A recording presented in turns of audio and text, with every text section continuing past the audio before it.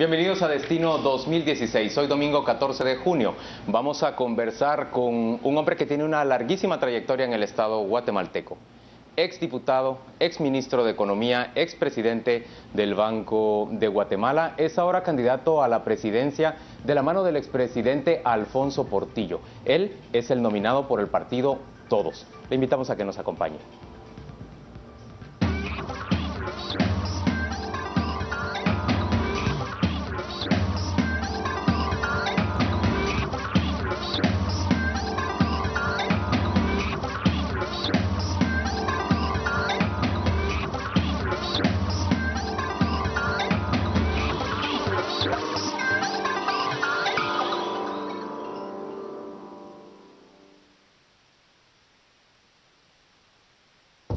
Lizardo Sosa está como aspirante a la silla presidencial porque Alfonso Portillo Cabrera lo invitó personalmente. A ambos les une una amistad de 30 años desde que coincidían en reuniones de la Junta Monetaria del Banco de Guatemala.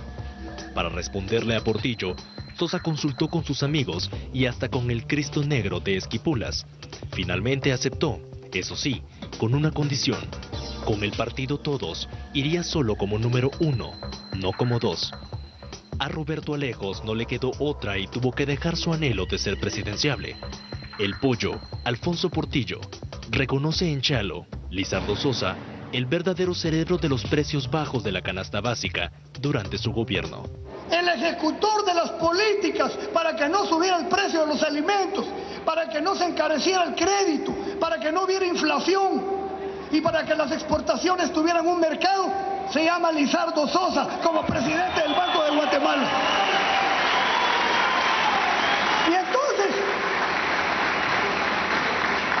como yo soy un poquito más alto que Lizardo, yo me veía en la foto y Lizardo no, pero el que hacía el trabajo era Lizardo. Pero también se le señala de refinanciar al Instituto de Previsión Militar durante el gobierno del FRG, fondos que luego fueron dilapidados. Además, rescató el Banco del Ejército, acción que los guatemaltecos aún pagan. Lizardo Sosa fue el único de los 6 hermanos que se graduó de la universidad como economista. A los 13 años, tuvo su primer empleo como mensajero. Su madre se dedicaba a lavar ropa y vendía comida. Por su tamaño, no le faltaron los sobrenombres. Le decían Mosco de Piña, Miquillo y hasta Budita. Su esfuerzo lo llevó a graduarse de economista por la Universidad Rafael Andívar. Tiene un posgrado en Planificación y Desarrollo Regional en Alemania. A nivel público fue presidente del Banco de Guatemala entre 1989 y 90, en 1993 y desde el 2000 al 2006. Fue viceministro de Finanzas, ministro de Economía, fue el jefe de Segeplan, diputado por la Democracia Cristiana y miembro de la Comisión Preparatoria del Pacto y Diálogo Fiscal. A nivel privado se desempeñó en Ban Rural y en el consejo directivo de uno de los periódicos más influyentes en el país. Pero en el 2012 viviría uno de los momentos más oscuros de su existencia. En febrero, 2 hombres lo secuestraron. 3 días estuvo cautivo. Nunca se supo cuánto se pagó por su rescate, pero se especula que al menos fueron $100,000. Fueron momentos de incertidumbre para el país. El verdadero móvil nunca se supo, pero en el momento que sucedió el hecho, Lizardo Sosa promovía una intervención a por lo menos 2 bancos privados por falta de liquidez. Un matrimonio fue procesado. El marido fue condenado a 37 años. 13 años después, Sosa, de ideología social cristiana y un economista que cree que hay que quitarle el monopolio a la USAC y al ICS, piensa batallar por lo que él dice, el bien común. El que no quiera servir al bien común y quiera hacer plata, que se salga de la política, que vaya a hacer sus negocios y que ahí tiene todo el derecho de hacerlo. Les quiero pedir su compromiso por la integridad y por darle a la política su función primordial de la búsqueda del bienestar general. Lizardo Sosa, un tecnócrata de 70 años, busca con el partido Todos y con la sombra influyente de Alfonso Portillo Cabrera, detrás suyo, ser el presidente de Guatemala. Bienvenido, don Lizardo Sosa, gracias por estar con nosotros. Al principio queremos arrancar esta conversación discutiendo sobre su trayectoria al frente del Estado. La primera pregunta, le pide a usted que nos diga una cosa, una nada más, de la que se enorgullece usted de su largo paso por el Estado guatemalteco. muy difícil encontrar una ¿Es difícil razón. encontrar una? Pero yo lo que sí me enorgullezco siempre y que ha sido una fórmula que me ha valido siempre muy bien, es decir siempre la verdad, o al menos mi verdad. Eso cobra importancia porque cuando uno está tratando problemas tan graves como los que tocó tocar, sobre todo en la última trayectoria, pero también en la primera, yo fui ministro de Economía y me tocó batallar con el tema de los precios y todo aquello. Entonces, cuando uno dice lo que piensa, realmente lo que piensa, no hay forma que lo agarre en la mentira en absoluto. Y uno es consistente con sus ideas. Y tal vez de eso me enorgullezca, que siempre tuve la posibilidad de hablar de decir lo que estaba pensando. Don Lizardo Sosa, durante el gobierno de Alfonso Portillo, la Junta Monetaria que usted presidía le dio créditos a los bancos gemelos, el Promotor y el Metropolitano, créditos por casi 435 millones de quetzales. Ciertamente se recuperaron 178 millones con bienes inmuebles principalmente, pero se perdieron 256 millones incluso después de la intervención. Usted siempre ha defendido que la Junta Monetaria no la integraba a usted, que no fueron acciones individuales, sino de un ente que tenía la facultad para dar esos créditos. Y defendió los resultados de la intervención. Pero mi pregunta en concreto es, si usted fuera presidente de la República, ¿cómo vería que el Banco Central le dé créditos a dos bancos que se están casi cayendo y pongan en riesgo el patrimonio de los guatemaltecos en vez de intervenirlos directamente? No, yo creo que ahí usted está con algún dato equivocado. Corríjame entonces. Porque la Junta Monetaria en el transcurso de lo que yo fui presidente nunca le dio dinero a ningún banco. El dinero que se dio y no fueron 400. En suma, los bancos del señor Alvarado se llevaron aproximadamente 1.500 millones que sirvieron para pagar los depósitos de los cuentavientes. Es un dinero que se le dio a los bancos ya intervenidos, bajo las instrucciones de la Superintendencia de Bancos y el seguimiento de la política de la Junta. Yo me baso en una carta que usted le giró al presidente Oscar Berché, donde le decía 434.9 millones le otorgó la Junta Monetaria a los bancos gemelos antes de la intervención. Antes de la intervención y antes de que yo tomara el Banco de Guatemala en el gobierno del presidente Arzú. No, fue en el año 2001, los créditos que le dieron en la presidencia de Alfonso Portillo. No, no hubo créditos para bancos. Es una carta firmada por usted, pero no queremos alargarnos tanto en esto como en cómo. Pero en todo caso, la política, a partir de la llegada mía al banco, que era una de las cosas que yo había platicado con el presidente Portillo para hacer, era ya no darle más a los bancos que estaban quebrados. Era inútil. El presidente Arzú tuvo la oportunidad de cerrar esos bancos antes del año 2000, y ahí sí les dieron, solo a estos dos bancos gemelos dieron como 800 millones, que se los llevaron. Don Lizardo, que no sirvieron para pagar depósitos, se los llevaron, se los dieron en créditos de nuevo. Ya en la política que aprobó la Junta Monetaria, a menos que mi memoria ya falle, se dio a los bancos para pagar depósitos a los depositantes, esencialmente. Don Lizardo, lo que agrava la percepción del caso de los bancos gemelos es que el principal accionista de los mismos era Francisco Alvarado McDonald, uno de los mayores financistas de la candidatura de Alfonso Portillo, y que en gran medida el gobierno del FRG se hizo de la vista gorda y permitió que se retardaran procesos de intervención. ¿Cómo se puede evitar que esa experiencia se repita? Que el interés de un financista que pone en juego la estabilidad de todo el sistema ponga en riesgo un gobierno, más ahora que usted corre por la presidencia.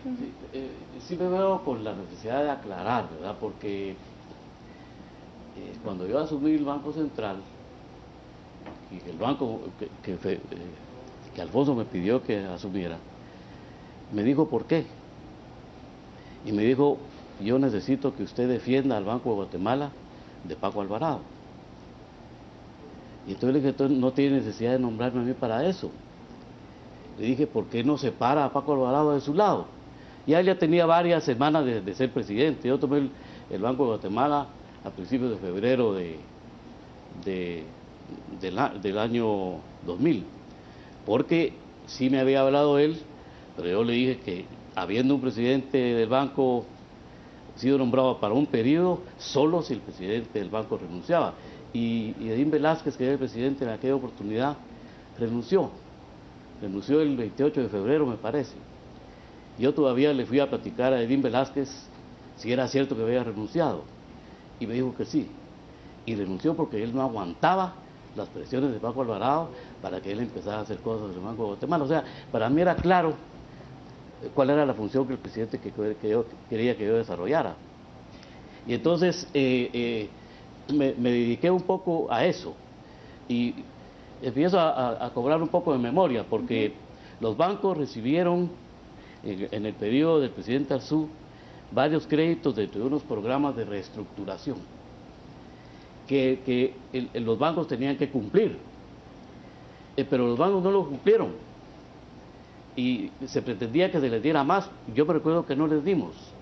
Más bien lo que la Junta Monetaria aprobó fue una resolución en la que cualquier banco que cayera en un problema de desencaje y de falta de liquidez, era prácticamente automática su intervención. Y eso le ocurrió. Primero le ocurrió al banco empresarial, y después, en febrero de 2001, le ocurrió a los bancos del señor Alvarado. Es decir, esos bancos aguantaron un año.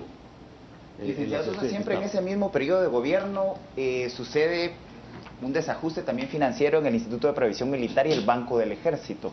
¿Cómo se explica, digamos, el salvataje que se le da desde el Estado a ambas instituciones del Ejército? Se explica porque el problema del sistema financiero, y creo que ustedes lo conocen muy bien porque son personas que han leído mucho, es que si un sistema financiero quiebra, si un banco quiebra, las pérdidas son tremendas.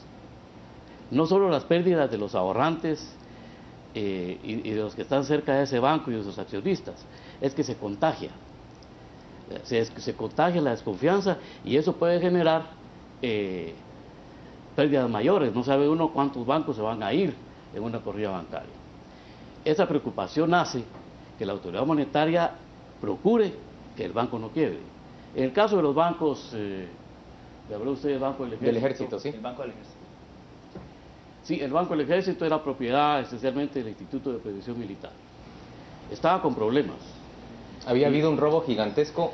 Había habido... Y unas pérdidas de fondos grandes. De una inversión que hicieron afuera. Y los guatemaltecos terminamos financiándoles esas pérdidas. Sí. Eso así es. Por mucho que a uno le duela, así es. Pero nosotros no le dimos al Banco del Ejército ni un centavo más para que diera crédito a sus cuentavientes. La Junta Monetaria lo que le dijo al Instituto de Previsión Militar es: resuelvan el problema del Banco del Ejército, porque entonces se trabajó lo de la fusión con el Crédito Hipotecario Nacional, para que el Banco del Ejército pudiera ser fusionado con el crédito hipotecario. Hubo que capitalizarlo, pero no fue el Banco Central. Estos fondos salieron del presupuesto nacional por la vía de un aporte extraordinario al Instituto de Previsión Militar. Han de haber sido 100 y pico de millones, no me recuerdo exactamente, pero eso fue lo que costó. Tenemos tiempo para una pregunta más, que es de Carmen. Una pregunta más, es acerca de su secuestro, que fue calificado en su momento como político económico o político financiero, justamente porque usted, siendo miembro de la Junta Monetaria, autorizó la intervención del Banco Promotor y el Banco Metropolitano. Además, usted habría impulsado una serie de reformas al sistema financiero. Háblenos sobre eso. Mire, al fin de las cansadas y de tanto pensar sobre lo que pudo haber ocurrido, aunque las fechas coincidían, esa era una duda que yo tenía. Los bancos fueron intervenidos el 20 y pico de febrero del año anterior, y era una casualidad que yo fuera secuestrado más o menos al año de la intervención de los bancos. Pero a la larga, yo no conocía a la persona que al final fue acusada y a la cual los tribunales me encontraron culpable. Nunca lo vi, de manera que no puedo decir él fue. Pero todas las demás pruebas, el lugar donde me tuvieron, la ropa con la que me dieron para cubrirme, la habitación oscura y las cosas que estaban ahí, y luego me parece que esa persona era la que había alquilado la casa, etcétera, fue encontrado culpable. Pues creo que fue una actuación de una delincuencia probablemente común u organizada para este tipo de actividades, porque me recuerdo que me habían tapado los ojos con una especie de lente grueso, así negro, y cuando me soltaron, me pusieron a ver para un lado y me dijeron, camina hasta la siguiente cuadra, eran las 4 de la mañana, ahí en Santa Catalina, en Villanueva, camina hasta la otra cuadra y regresa despacio. Cuando regrese aquí se va a ubicar, me dijeron. Yo pensaba que algo me iba a pasar cuando empezara a caminar, pero entonces me quitaron los lentes. Y le dije, mire, ¿por qué no me los deja? ¿Para qué los quiere? Le digo. ¿Le recuerdo? Le dije. No, dijo, porque nos van a servir. Quiere decir que como que se dedicaban a ese negocio. Pero no tuvo nada que ver entonces con esta reforma ni con la intervención. Yo francamente, yo descartaría esa posibilidad. Hoy en Destino 2016 estamos conversando con Lizardo Sosa, quien es candidato presidencial del partido Todos. Vamos a ir en este momento con nuestro compañero José Ávila, quien nos dice qué se están cuestionando, qué están diciendo nuestros televidentes por medio de las redes sociales. Adelante, José.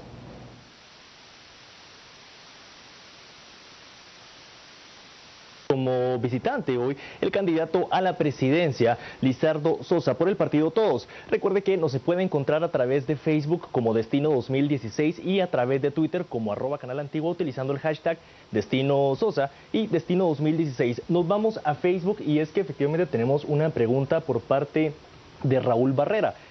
Raúl Barrera dice, el partido Todos propone la reforma del Estado. Son palabras mayores. ¿Qué significa cambiar el sistema económico, político y social? ¿O simplemente redactar una nueva constitución que permita a Alfonso Portillo postularse por segunda vez a la presidencia de la República? Ahora nos vamos a Twitter y es que en Twitter Coca Godoy nos pregunta lo siguiente. Señor Sosa, ¿cuáles son las medidas macro que implementará para mejorar la recaudación? Estas son las preguntas que tenemos a través de las redes sociales. Agradecemos su participación e interacción. Recuerde que los comentarios son bienvenidos. Por ahora, Juan Luis, voy a regresar con ustedes para continuar con el análisis. Gracias, Sosa. Gracias, José. Y gracias a don Lizardo Sosa, quien nos acompaña hoy en Destino 2016. Y la pregunta fundamental para responder, antes de irnos rápidamente a la pausa comercial, don Lizardo, tiene que ver con si esa reforma profunda que está planteando su candidatura y el partido Todos para el siguiente periodo de gobierno, ¿tiene que ver en realidad con una intención de propiciar la reelección de Alfonso Portillo a la presidencia de la República? No, lo que nos anima, muy en especial a mí, pero también al resto, es este reclamo ciudadano que ha estado en las calles las últimas semanas. Creemos que esa reforma del Estado es urgente, creemos que si se puede avanzar ya, debería de avanzarse. Yo soy partidario de que se cambie y se modifique la ley electoral de partidos políticos, por ejemplo, porque vamos a esperar a 4 años a empezar a limpiar el sistema político de Guatemala. Es costoso. Si yo llegara a ser presidente sería muchísimo más fácil serlo con partidos políticos que empezaron ya a limpiarse y a mejorarse, a tener que esperar 4 años largos para que eso ocurra.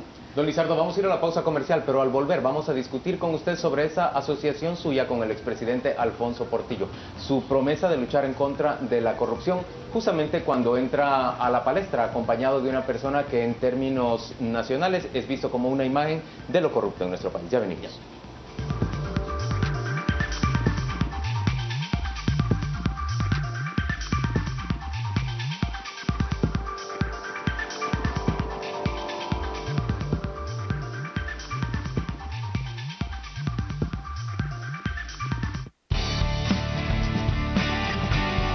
Estamos presentando Destino 2016.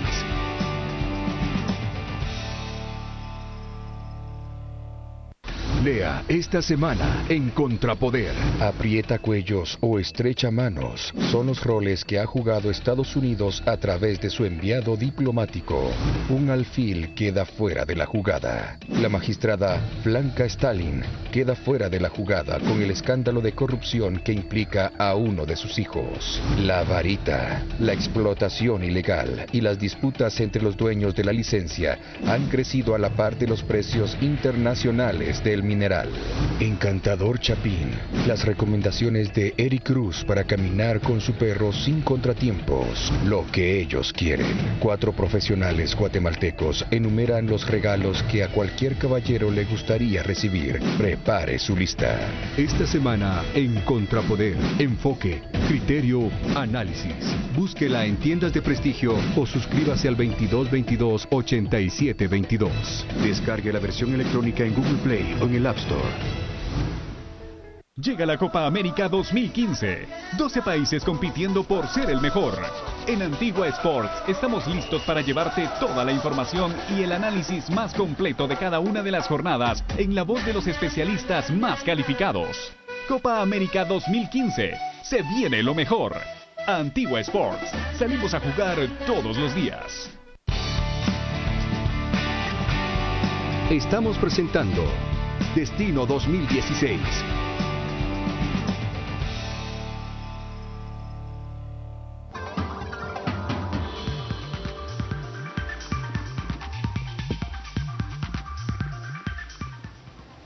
Lizardo Sosa, candidato presidencial del partido Todos, nos acompaña hoy en Destino 2016. Y Gustavo Berganza tiene la primera pregunta de este segmento. Lizardo, usted se ha asociado con una persona que es un exconvicto, delincuente confeso del delito de apropiación indebida. Es decir, ¿qué le garantiza a usted que alguien como Alfonso Portillo no va a incurrir nuevamente en ese delito de corrupción?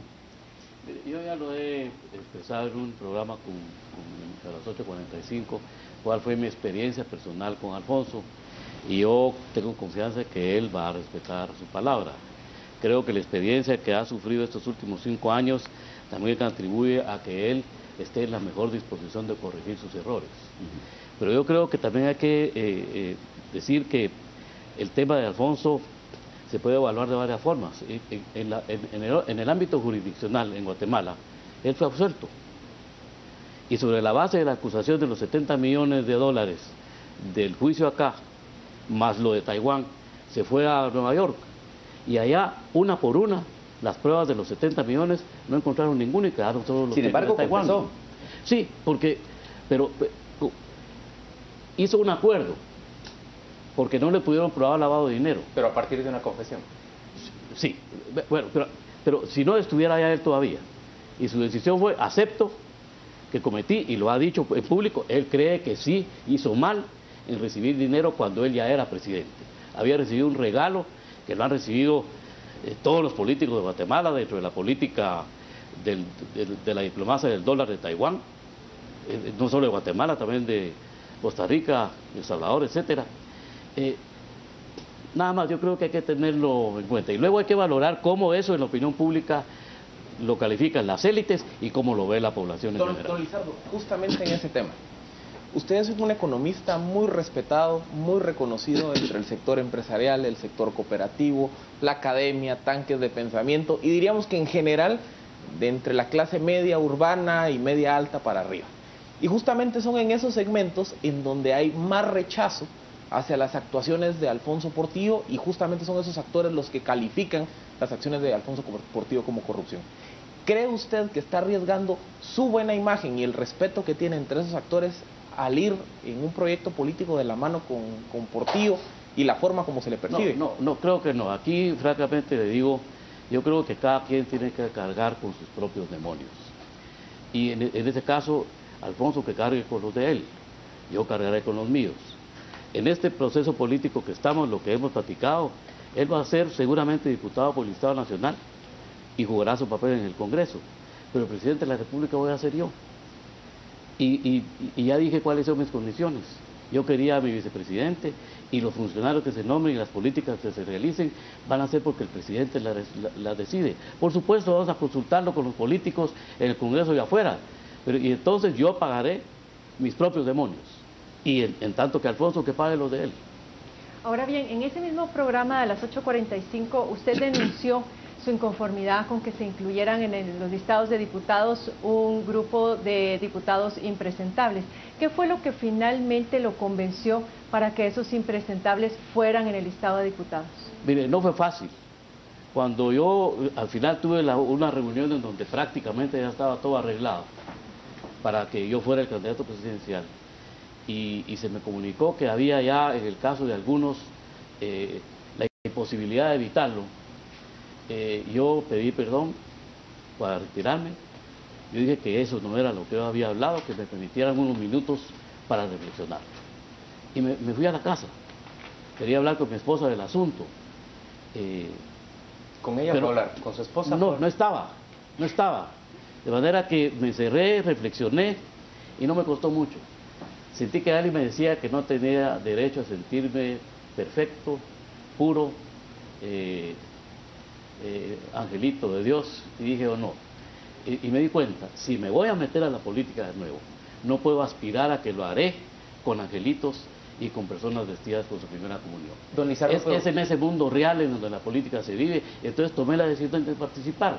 Pero sí le digo, hay todavía un par de problemas que no fueron resueltos. El sábado estuvimos en una asamblea en Alta Verapaz, en donde a mí me consta que el partido hizo todo lo posible para que la persona, que era la diputada Hueso, para que ella no fuera nominada. Se hizo por parte de ella todo el esfuerzo por lograrlo y por parte del partido todo el esfuerzo para que no lo hiciera.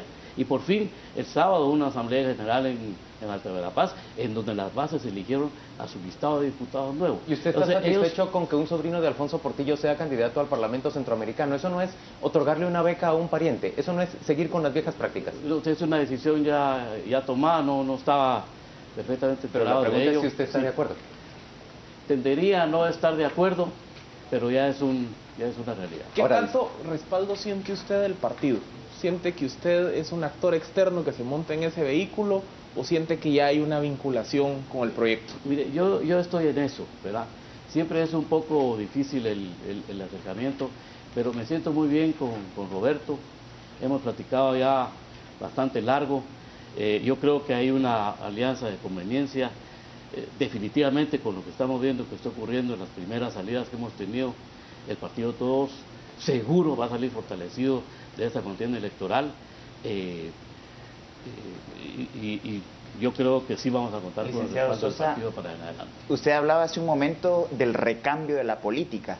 Sin embargo, el Partido Todos no presenta ningún cuadro nuevo. Pareciera que la mayoría de la cúpula partidaria son personajes que vienen en la política desde hace 30 años. ¿Qué opinión le merece el nepotismo que ya se refirió y que no haya un recambio generacional en el partido? Mire, el cambio en las autoridades del partido le corresponde cuando el partido tenga su asamblea general ordinaria. Ahorita lo que han habido son asambleas generales, que no sé si le llaman extraordinarias, pero para el estricto objetivo de nombrar y nominar candidatos. Yo creo que será un trabajo en el que yo creo que el influjo de la gente que está incorporándose ahora mismo al partido. Hay una llegada de nueva gente del partido, hay muchos demócratas cristianos que están llegando y eso va a acrecentar el diálogo interno. No, son generaciones... ¿Demócratas cristianos? Sí, demócratas cristianos. Sí, hay de todo, pero va a haber una renovación de cuadros y yo espero que sea con mucha participación joven. Ahora, Lizardo, perdona que insista con el tema de la corrupción. Usted dice que no va a estar rodeado de angelitos. Bueno, eso es obvio que no va a estar rodeado de angelitos. Pero entonces, ¿qué garantía hay de que no se va a repetir durante un eventual gobierno suyo lo que ya hemos estado viendo en estos últimos gobiernos? Mire, ¿qué puede hacer el presidente, por ejemplo, con bancadas en donde hay notorios diputados corruptos? Bueno, pues esa es una cuestión en la que yo decía antes, si tan solo pudiéramos reformar la ley electoral de partidos políticos ya y ponerla en vigor ya. Yo creo que sería un cambio, aunque algunas de sus prescripciones no entraran en vigor de inmediato, ya sería prácticamente un juego cantado de una depuración futura automática en los partidos políticos. Mire, yo creo que, de nuevo vuelvo a decirle, cada quien tiene que lidiar con sus propios demonios. Nosotros hemos estado hablando con Mario sobre la forma como vamos a nombrar al gabinete y a los colaboradores de gobierno. Vamos a ser muy exigentes. Queremos calidad, queremos responsabilidad, confiamos en que los hombres de bien de Guatemala no van a rechazar nuestro llamado para participar. Y entonces vamos a tener un ejecutivo, vamos a decirle, de lujo, lo queremos tener. Don Lizardo, déjeme preguntarle a partir de ahí, ¿qué proponen hacer en ese ejecutivo? Discutamos ahora sobre su oferta de gobierno, ¿qué propone hacer ahí? Déjeme un poco terminar la anterior. Le damos mucha importancia a tener funcionarios dignos, porque creo que la dignidad del funcionario ha sido lastimada y no ha habido un funcionario digno que tenga criterio propio, que pueda decirle al vicepresidente, al presidente su opinión y que sea respetada, y que en todo caso sea convencido de que lo que hay que hacer es lo que debe de hacerse. Pero no, aquí hemos tenido casi que, en algunos casos, incluso de ministros, de borregos que siguen instrucciones. Yo no quiero ministros así. Yo quiero ministros con criterio, que piensen y que tengan sus propias posiciones. ¿Para hacer qué cosas? ¿Cuál es su proyecto? Aquí vamos. Yo creo que estamos en la fase final de un trabajo que ha sido ahora dirigido por Mario. Acabamos de entrar a esto. Hace 40 días que yo estuve con ustedes, yo no sabía que iba a ser candidato. Sin embargo, Mario es un excelente técnico, excelente trabajador, ya logró armar juntamente con los profesionales del partido un plan de gobierno que esperábamos anunciar la semana entrante. Creemos en que hay dos ejes ahí, la reforma del Estado por un lado, en donde lo que se plantea es el rescate de las instituciones, y el otro eje es un gobierno para servir al pueblo. Son ahorita frases muy generales, pero vienen en un gran detalle en el plan de gobierno que me parece que aquí no hay el tiempo para poderlo tratar. A mí me da duda, ¿qué gana usted con esta candidatura? Es fácil ver que gana Alfonso Portillo, regresa al Congreso, se puede reivindicar incluso. El partido de Roberto Alejos se levanta con la candidatura de él, hay una revitalización de ambos grupos. Pero usted está en medio, y yo le pregunto, ¿qué gana? ¿Le ofrecieron, por ejemplo, dinero por su candidatura? ¿O usted tiene que aportar dinero?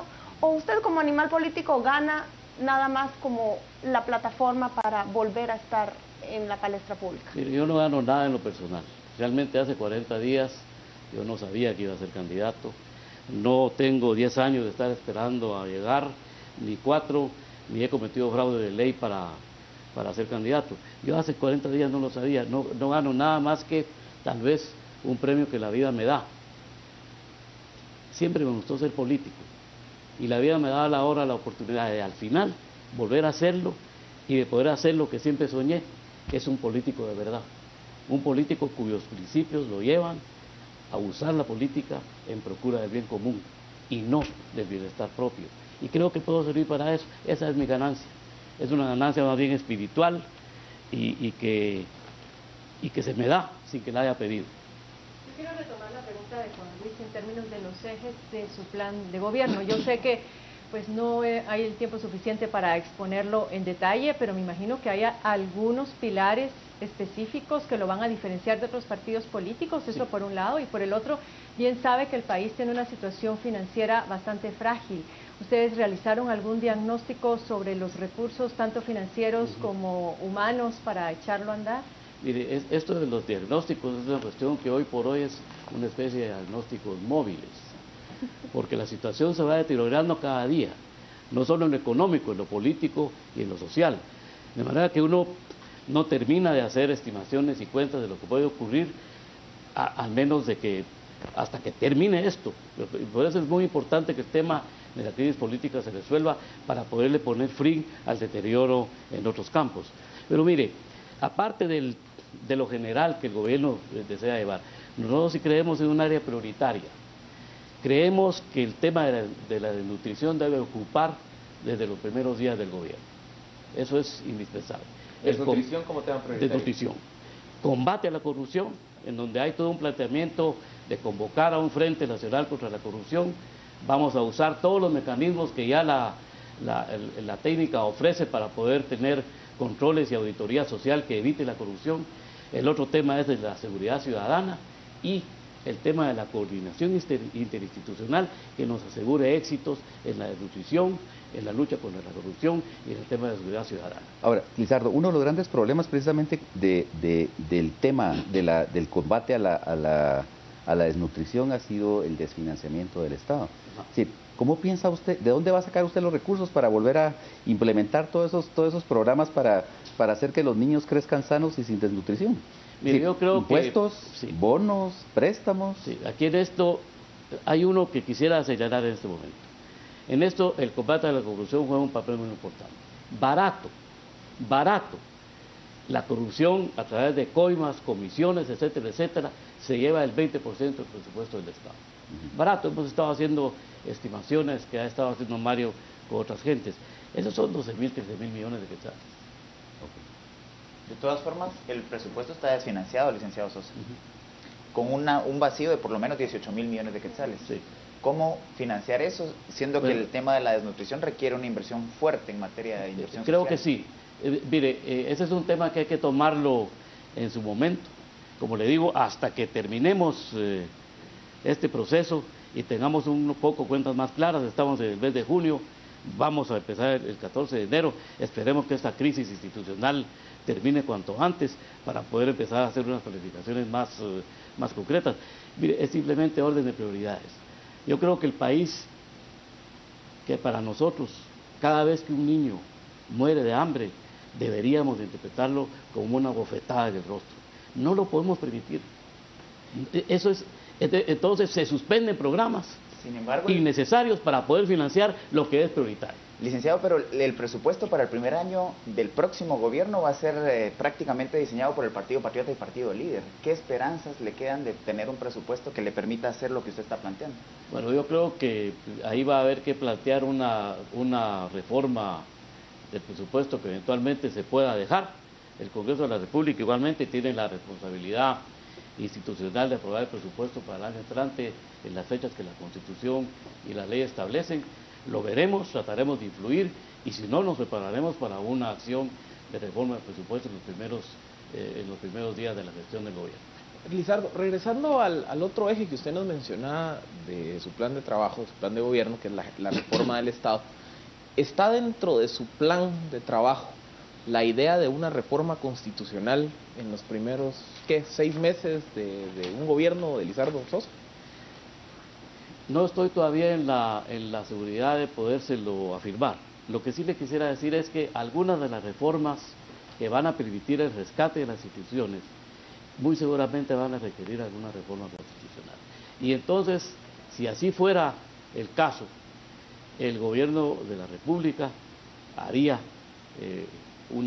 prepararía una iniciativa para someter a consideración del pueblo una reforma que incluya aquellos aspectos estrictamente necesarios para obtener el objetivo deseado. Y una pregunta, el hecho de que Roberto Alejos, que ha sido la cara visible del partido Todos, pues hoy no quiera participar por ningún cargo de elección popular, ¿se puede entender como que se estuviera guardando para postularse como candidato a una eventual asamblea constituyente?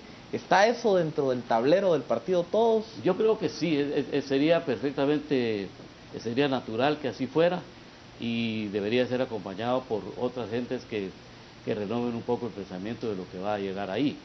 Y bueno, y Roberto estará seguramente al cargo del partido y creo que debería dedicarse a ver cómo trabaja para fortalecer el partido y convertirlo en un partido político de verdad, con una visión de largo plazo. Es algo que casi ningún partido ha logrado en Guatemala y creo que eso es importante para el país. Destino 2016, hoy conversamos con Lizardo Sosa. Vamos a escuchar por medio de nuestro compañero José Ávila qué están diciendo los televidentes por las redes sociales. Muchas gracias, Juan Luis, y efectivamente continuamos con los cuestionamientos por parte de los televidentes a través de las redes sociales. Nos vamos rápido a Twitter y en esta ocasión Roberto Lam se pregunta: señor Sosa, si usted ganara la presidencia, ¿haría reformas a las leyes? Y si lo haría, ¿cuáles serían las principales? Sebastián Murúa nos pregunta: ¿cómo va a incentivar la inversión? ¿Qué opina de la corrupción en las aduanas? Y por último tenemos otra pregunta que es de Douglas Guerra: ¿cómo promoverá la transparencia en el manejo financiero del Estado si lo apadrina un ex reo que fue sentenciado? Estas son las preguntas, Juan Luis, que tenemos por el momento a través de las redes sociales. Recuerde participar con nosotros a través de Facebook, donde nos encuentra como Destino 2016, y a través de Twitter como @CanalAntigua con el hashtag Destino Sosa y Destino 2016. Yo regreso con ustedes, Juan Luis, para continuar con el análisis. Gracias, José. ¿Cómo combatir, don Lizardo, la corrupción en las aduanas? Mire, la corrupción en las aduanas hay que combatirla. Yo creo que es la cuestión más allá. No solo es la corrupción en las aduanas, es la corrupción en todas partes. Y yo creo que, yo francamente le digo, yo le veo hasta relación con la ley electoral de partidos políticos. Porque lo que nos tiene enfermos es el sistema de partidos políticos actuales. Lo que nos tiene enfermos es que la corrupción que se hace en las aduanas y en otras partes es parte de un pacto político. Es parte de un botín. Es parte de un botín político. No que aspiran, que lo están disfrutando. Yo creo que es evidente que hay un acuerdo político aquí entre dos fuerzas políticas, el Patriota y el Líder, en donde se han estado repartiendo todas esos productos de la corrupción. No se olviden ustedes de una partida presupuestaria sin destino específico que fue aprobada en el presupuesto del año pasado, era para repartírselo entre los dos. Pero Lizardo, una medida específica para tratar de frenar la corrupción de las aduanas. Mire, hay procedimientos, Gustavo, que se pueden utilizar para ello.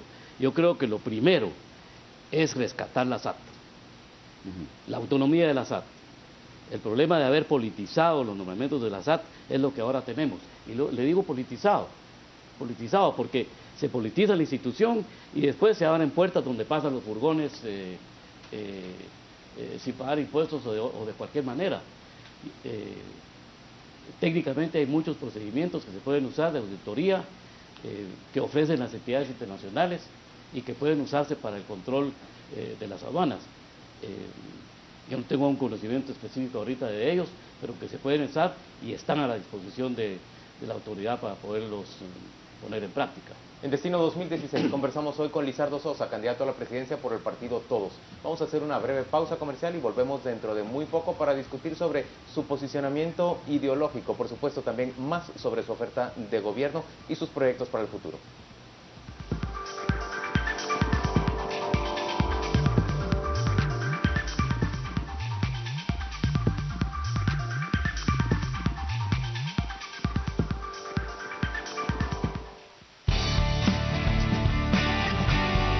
Estamos presentando Destino 2016.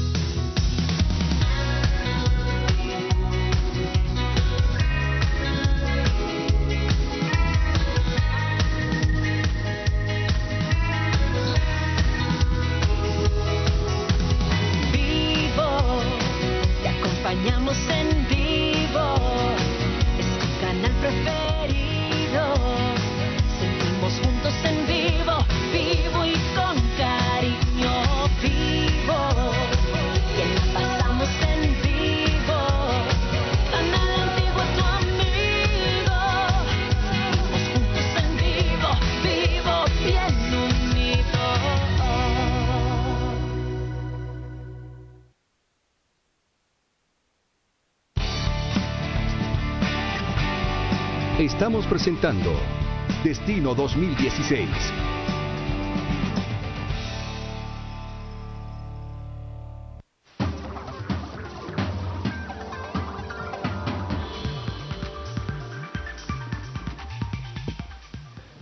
En Destino 2016 conversamos con Lizardo Sosa, candidato a la presidencia del partido Todos. Carmen Ortiz tiene la primera pregunta de este segmento. Quiero referirme a un tema actual y es a la contaminación que se dio en el río La Pasión, el caso de Sayacché. Y como usted hablaba sobre la necesidad de continuar los esfuerzos en seguridad alimentaria. En este caso en particular, pues cobra bastante auge la expansión de los monocultivos en el país y sobre todo la expansión de los agrocombustibles. Ello, como usted bien sabe, pone en peligro la biodiversidad, nuestra cobertura forestal, hay abuso en el uso del agua y, en fin, una serie de problemáticas. ¿Cuál es su propuesta para tener mayor control en este tipo de situaciones y que no se repitan en el país, poniendo en riesgo la integridad, la salud y la vida de nuestros conciudadanos? Mire, el tema del equilibrio ecológico y de la protección del medio ambiente es algo a lo que en el país se le da solo una importancia nominal, pero que no se ha hecho todo lo necesario para poder lograr que las empresas que trabajan en la industria, en la agricultura, tengan todos los mecanismos y cuidados necesarios para evitar los problemas como lo que ocurrió hace algunos días en el río de la Pasión. Lo mismo ocurre en otros lugares de la República. No hemos tenido durante años la capacidad de imponer a todos los industriales y sectores urbanos que tiran sus aguas servidas hacia el lago, hacia el río Villalobos, que es el que está enfermando y que al fin va a terminar por acabar con el lago de Amatitlán. Pero además de eso está la seguridad alimentaria, porque usted sabe que muchos campesinos han sido despojados de sus tierras y no pueden dedicarse a la agricultura. Eso pone en riesgo a toda la ciudadanía. Es correcto. Yo comparto con usted ese criterio y yo creo que hay que trabajar todavía bastante más para poder imponer con autoridad por parte del Estado lo que debe hacerse para la protección de la naturaleza y que evite este tipo de problemas como los que se está dando actualmente, que no solo pone en riesgo la cuestión alimentaria, sino que puede incluso tener consecuencias graves a nivel del territorio nacional y río abajo, porque el tema de la contaminación de un río tan importante como el río de la Pasión incluso es transnacional. Es transnacional. Hay que trabajar en eso, yo creo que tenemos los instrumentos básicos para poder iniciar. Don Lizardo, déjeme preguntarle, es que el tema es un asunto bastante más profundo y complejo. Hablamos del medio ambiente, es muy difícil o prácticamente imposible imponerle un comportamiento, una regulación apropiada a numerosas industrias y a numerosas empresas. Pero es que en términos generales, en Guatemala el Estado parece tener muy escasa autoridad y muy escaso poder regulatorio frente sobre todo a los poderes económicos, por supuesto, y a los poderes de hecho. ¿Cómo hace un presidente de la República para ganar esa autoridad para el Estado?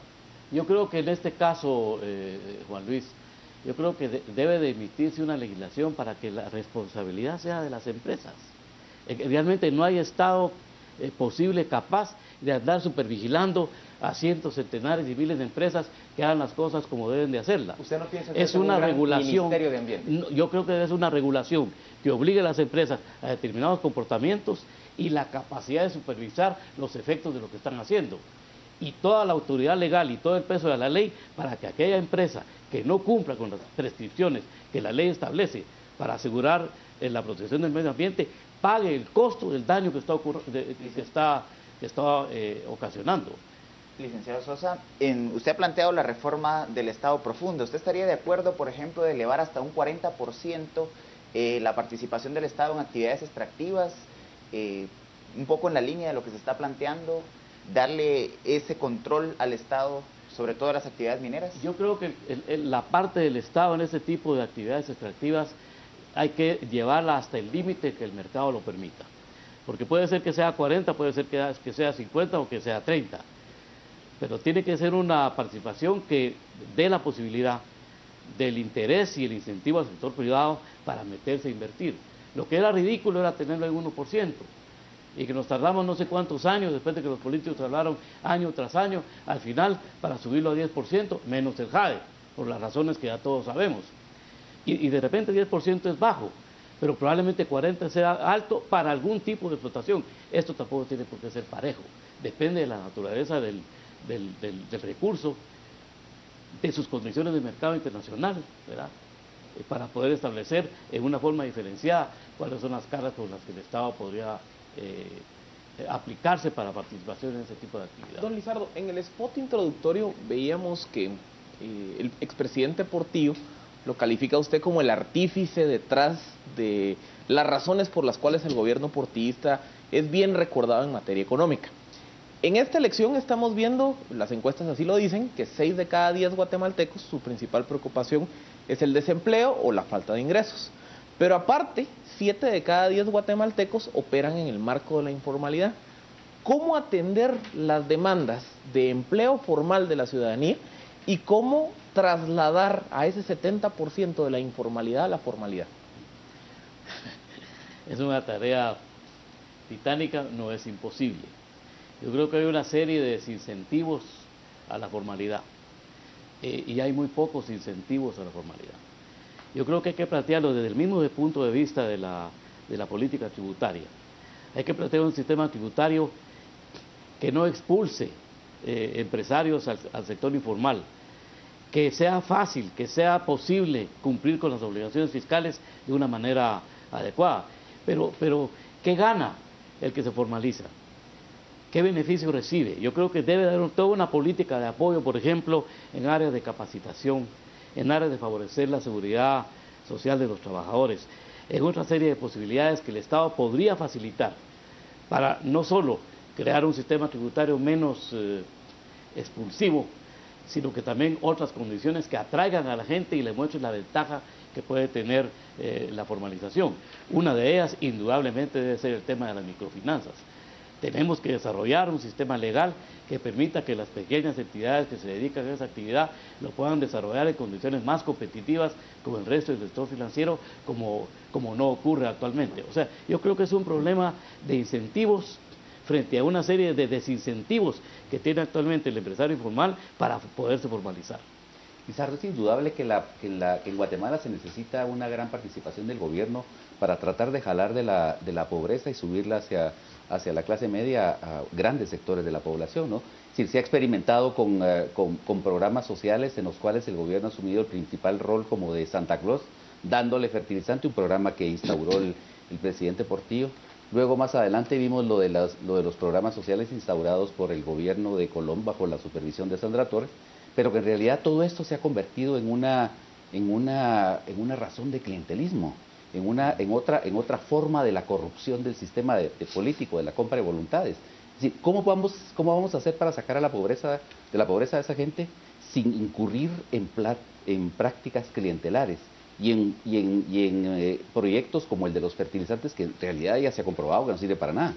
Mire, el problema es ya no practicar políticas clientelares, sino transformarnos a una política realmente sobre bases firmes de análisis y clasificación de las personas que están por recibir la ayuda. Estas políticas clientelares no van a resolver el problema. ¿Cuántos alimentos se han distribuido a través de las bolsas seguras o bolsas solidarias, o como quiera que se le llame, y los niños se siguen muriendo de hambre donde realmente hay desnutrición? Entonces yo creo que hay que cambiar esto, no más políticas clientelares. Yo no entiendo las políticas clientelares. Pero sí mantener los programas sociales. Por supuesto que sí. Esa es función del Estado. Crear esas políticas sociales que puedan compensar esas deficiencias que el mercado genera, que va creando muy pocas condiciones para algunos en tanto que las mejora para otros. El Estado debe tomar de los que están bien para ir y tratar, no de darles, porque eso de regalar no es nada bueno. La política social debe ser aquella que temporalmente va en auxilio del que no tiene para poderlo poner en capacidad de valerse por sí mismo. Pero los fertilizantes llevan 15 años. Hay que terminar con eso y hay que generar otro tipo de política que no sea de carácter clientelar, porque aparte de esto, los políticos que no nos cuenten que creen que las políticas clientelares les generan votos. Eso no es cierto, porque si así fuera, hubieran repetido ya varios gobiernos que han hecho políticas clientelares. Eso no es cierto. ¿Sabe usted cuál es la razón de las políticas clientelares? Las compras que se hacen, que es donde se gana la comisión del 30-40%. O sea, no es la distribución a la gente. Es la comisión que se ganan en las compras que hacen para realizar esas políticas. Don Lizardo, usted ha sido ministro de un gobierno demócrata cristiano, ha sido presidente de ACIES, ha asesorado al cooperativismo. En términos generales, su trayectoria política parece estar bien definida como un social cristiano, apegado, digamos, a los principios sociales que emanan de la Iglesia de Roma, de la Iglesia católica. ¿Cabe ese posicionamiento en una Guatemala cada vez más fragmentada y dispersa en términos de denominación religiosa, y en donde cada vez más se impulsa el individualismo, sobre todo por las iglesias pentecostales en el país? ¿Cabe un posicionamiento como el suyo? Yo diría que lo que usted acaba de describir es ahora, más que nunca, que cabe un planteamiento como el que yo sostengo. ¿Por qué? Bueno, cuando usted habla del origen social cristiano, sí tiene un origen social cristiano católico, que fue la iglesia que lo convirtió en una doctrina que está escrita. Pero esta doctrina no pelea con las otras denominaciones cristianas. Y es más, cuando hemos hablado, por ejemplo, y es la economía social de mercado la que adopta estas enseñanzas de la doctrina social cristiana, cuando hemos hablado de la economía social de mercado, estas formulaciones doctrinarias para el manejo de la cuestión económica y social son compatibles con el budismo, con el islamismo, con el protestantismo, etcétera, etcétera, incluso con religiones mayas. Hay un estudio del Banco Mundial que así lo indica. Y yo creo que hay que plantearlo, hay que tratarlo con valentía. Creo que no tenemos que estar buscando, por otro lado, cuando tenemos toda la riqueza de una elaboración filosófica que puede servirnos para una orientación política. Don Lizardo, tenemos una serie de preguntas muy rápidas que esperan de parte suya una respuesta lacónica, verdaderamente escueta. Pablo Hurtado arranca con esos conceptos. Nos puede contestar mejor si es con una frase cortita. ¿A favor o en contra del aborto? En contra. ¿A favor o en contra de la pena de muerte? En contra. Reforma agraria y uso de la tierra cultivable en función social.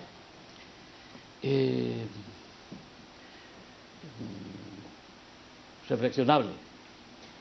Legislación antimonopolios y secreto bancario. Definitivamente a favor. Si estuviera en los zapatos de Otto Pérez, renunciaría. Hubiera renunciado antes de iniciar un proceso judicial contra él. Creo que ahorita él está en unas condiciones en las que él tiene que evaluarlo de otra manera, ya no solo por tema de legitimidad democrática. ¿Rompería el monopolio de la televisión abierta o lo mantendría? Lo rompería. ¿Apoyaría la unión de homosexuales? No la apoyaría, la respetaría. ¿No la impediría? No la impediría. ¿Juzgaría usted a los militares causantes de problemas de derechos humanos durante el conflicto armado? No me correspondería a mí juzgarlos, pero usted sí como presidente tendría una opinión positiva de que eso ocurra. Eliminación de exenciones y exoneraciones fiscales. Totalmente a favor. Posición sobre inversión social y prioridades. Positivo, inversión social, positivo. Hay que empezar desde abajo, de nutrición, educación, para ir pasando a aquellas que pueden promover una persona más educada, más capacitada, más en posibilidades de ser. Salarios mínimos diferenciados. A favor. Don Lizardo Sosa, hablemos de financiar desde el Estado educación sexual para los alumnos de secundaria y distribución de métodos anticonceptivos. La primera parte de su pregunta sí, la segunda, enormes dudas. Tiene conflicto al respecto. Hay una última pregunta antes de terminar estas breves posiciones. Le preguntamos a los candidatos cuál es su estado civil y queremos hacer el punto que esta no es una pregunta exclusiva para las mujeres. Don Lizardo, explíquese ante los guatemaltecos cuál es su estado civil. Casado. Felizmente casado. ¿Con cuántos hijos? Tengo 4 hijos, 10 nietos. Don Lizardo, ¿usted estaría dispuesto a participar en un debate propiciado por el Canal Antigua, un debate presidencial propiciado por Canal Antigua? En cualquier debate. Creo que en un proceso electoral el pueblo tiene el derecho y los candidatos la obligación de plantear sus ideas y de exponerlas con amplitud. Señores, antes de despedir a don Lizardo Sosa, vamos a pedirle a nuestro compañero José Ávila que nos diga qué se está comentando en este momento en las redes sociales y a plantear, por medio de nuestros televidentes, la última pregunta para el candidato invitado el día de hoy. Adelante, José. Muchas gracias, Juan Luis. Continúan las preguntas al presidenciable para el partido Todos y la pregunta seleccionada a través de Twitter es para Carolina. Carolina pregunta, ¿aceptaría en su partido a Roxana Valdetti si ella se lo pidiera? ¿Sí o no? Esta es la pregunta que tenemos a través de las redes sociales. Agradecemos su participación y comentarios. Déjenme contarles que somos Trending Topic en las redes sociales y nosotros nos vamos a volver a ver hasta el siguiente domingo a las 10 de la noche. Con esta pregunta, Juan Luis, regreso con ustedes hasta el set principal. Don Lizardo, usted tiene la palabra. Bueno, definitivamente, si de mí dependiera, no. Lizardo Sosa, gracias por acompañarnos en Destino 2016. Vamos a la pausa comercial en este momento y volvemos para los comentarios finales de los integrantes de este panel.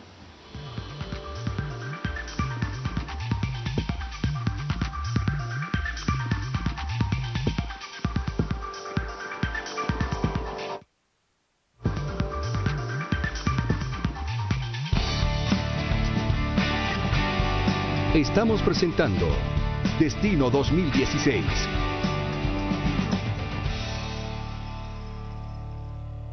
Llega la Copa América 2015. 12 países compitiendo por ser el mejor. En Antigua Sports estamos listos para llevarte toda la información y el análisis más completo de cada una de las jornadas en la voz de los especialistas más calificados. Copa América 2015. Se viene lo mejor. Antigua Sports. Salimos a jugar todos los días. Porque todos tenemos algo que recordar. ¿Cómo eras de joven? ¿Cómo te divertías? Sin preocupaciones.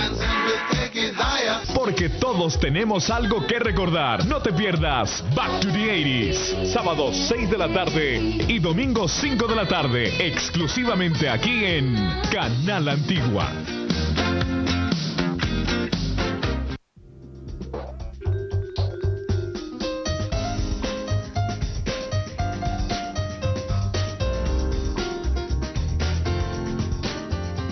nos gustaría que nos siguiera en nuestra página de Facebook, pero más nos gustaría que nos pusiera en la misma página de Facebook cuáles son sus comentarios, sus impresiones y qué le gustaría. Ahí ve, abajo de la pantalla, cuál es la dirección, así que entre, escriba sus comentarios, le estaremos eternamente agradecidos, pero además podremos satisfacer mucho mejor sus expectativas, a solas, en Facebook.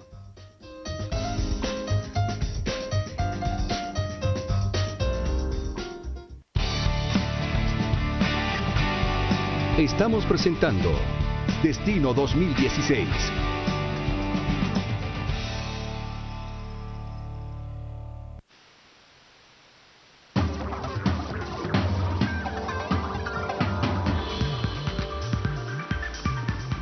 Hoy en Destino 2016 hemos conversado con el expresidente del Banco de Guatemala, exdiputado, exministro de Economía, Lizardo Sosa, un hombre de larguísima trayectoria en el Estado guatemalteco. Los panelistas tenemos ya cada uno una conclusión, una opinión que ofrecer respecto de esta charla.